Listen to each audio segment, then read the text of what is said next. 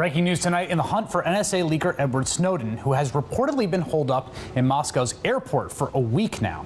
The Associated Press reporting tonight that the plane carrying the Bolivian president from Russia back to Bolivia was rerouted over suspicions that Edward Snowden was on board, presumably being smuggled away to Bolivia to seek asylum. President Evo Morales' plane reportedly landed in Austria within about the last 90 minutes.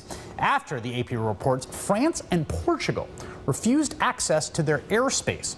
Bolivia's foreign minister released a statement denying that Snowden was on board the president's plane. Quote, "We don't know who invented this lie. We want to denounce to the international community this injustice with the plane of President Evo Morales." Bolivian officials are now demanding answers from France and Portugal as to why the president's plane was not allowed to cross into their airspace. At this point, the French Prime Minister's office tells NBC News they have no comment, no confirmation, nor denial on the incident. Joining me now on the phone from Rio de Janeiro, Brazil, is Glenn Greenwald, columnist on civil liberties and U.S. national security issues for The Guardian newspaper. Glenn, of course, broke the Edward Snowden story in The Guardian. Glenn, my first question is what your reaction is to this kind of remarkable series of events. I have never heard of an example of a plane carrying a head of state being denied access to airspace by other countries that were not in some kind of active hostilities with that nation. It is extraordinary. I mean, the premise of this behavior presumably was that Snowden was on that airplane because Bolivia had decided to take him back to Bolivia to either consider or grant him asylum.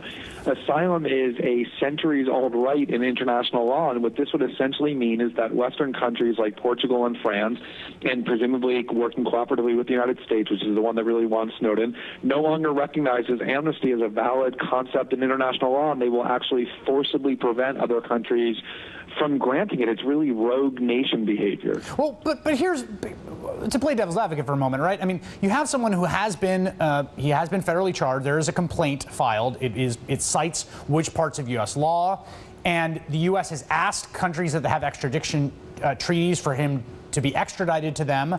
This all seems like fairly standard insofar as any country that has a felon that they are seeking who is abroad is going to want to do what they can to make sure that they can get him back into their country so they can bring him to what they see as justice. Yeah, I don't actually agree with that, Chris. I mean, most or many people who are given asylum by Western nations are people who are charged with crime in the country which they're fleeing and from which they're seeking asylum. So if we accepted this premise that any time anybody is charged in a court of law with the country that they're fleeing from, that it means somehow asylum is invalid or that country is within its rights to take any steps it can to prevent that person from obtaining asylum, it would essentially be anarchy. It would be the end of asylum.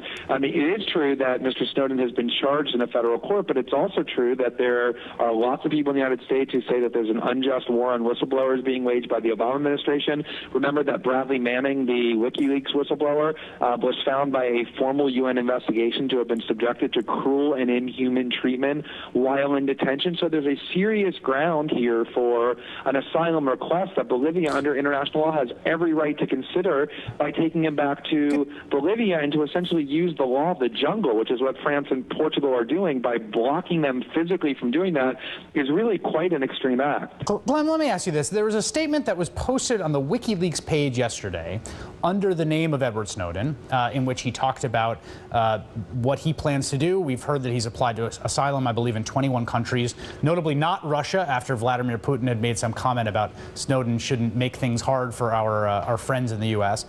When you read that statement, you have talked to Edward Snowden. You spent about as much time with him as anyone that I personally have a connection with or have talked to.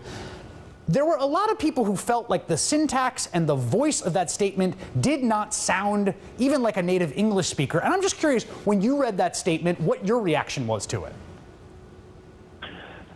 Of course, I'm being speculative here because I don't actually know who wrote it or who influenced it. It seemed to me like the core ideas were very much consistent with how Edward Snowden thinks, but that it was sort of flavored with some person who isn't Edward Snowden. I think all the world really knows about him in terms of how he expresses himself is the video, that Laura Poitras made of my interviewing him. And he's very mild-mannered, very soft-spoken, even though his ideas are very emphatic. So the idea that he won't accept asylum in Russia if he's not allowed to continue to leak, the idea that he thinks that the U.S. is being extremely unjust in its treatment of him and in pressuring other countries, those are all consistent with his philosophy, but I agree there was sort of a virulent tone to it that didn't strike me as his own. Then again, he's in a pretty stressful situation, given that he seems to be in suspended animation in an airport, and so who knows what effect that has on someone. And I have to say, I mean, I was even reticent last night when the statement was issued